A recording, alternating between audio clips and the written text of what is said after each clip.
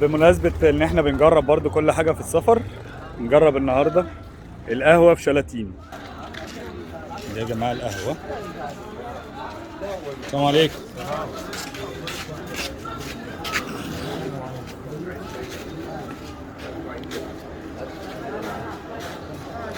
باشا حبيبي جبنة بتعمل هنا، شاي على الفحم.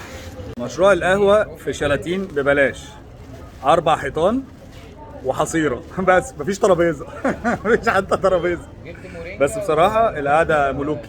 يلا بولت استيميشن، بولت استيميشن ولا ايه؟ لا مفيش وقت، الدكتور قاعد ميعاده على الباب. يا عم قول عشان الفيديو خلاص. يلا بينا. ايوه بقى يلا بينا. الشاي والجبنة جم.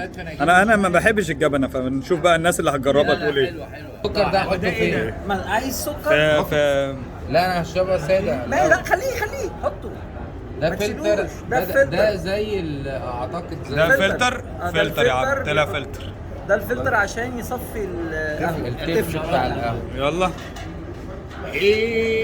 مولع. لا اشتغل بقى لو سمحت. لا دلقت بره.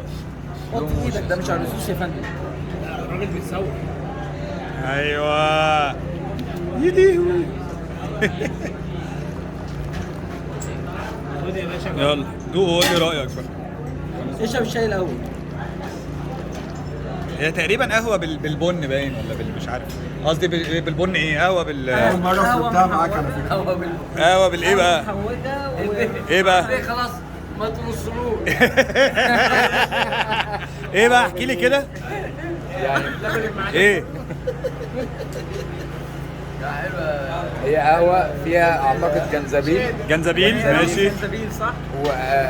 وفي شويه جنزبيل. ذواقه يعني معوجه اعتقد فيها حبهان بسيط يعني. حلوه. طعم جديد. لا بس طعم جديد. لا هو طعمها غريب. هي مبخرينها باين. هيلسي اكتر، قد تكون هيلسي لانها في الجنزبيل ده مفيد جدا غير طبعا دي حاجه انا مش هجربها عشان انا لا بحب القهوه ولا الجنزبيل ولا الحبهان وبعدين ولا القش. ايوه قهوه بالقش. يلا بينا يا علاء. قولوا لي حابين اجرب ايه المره الجايه. سلام.